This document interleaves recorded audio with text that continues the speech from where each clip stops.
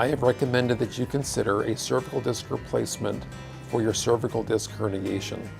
The disc herniation of your neck is causing nerve pressure, which is affecting the comfort, strength, and/or sensation of your upper extremity.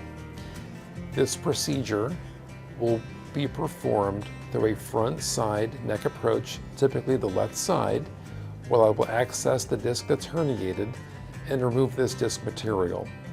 In the place of the disc, a device called a cervical disc arthroplasty, which means a cervical disc replacement, will fill the space where the disc is removed. The advantage of this approach is immediate fixation and freedom of motion, as you naturally knew, across this disc, rather than fusing this disc level with bone in a plate.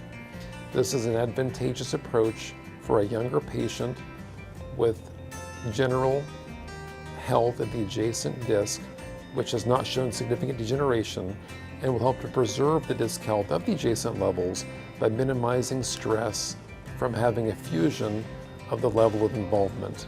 So we expect longer-term health of your adjacent discs of your neck by doing a disc replacement for this affected disc at this time.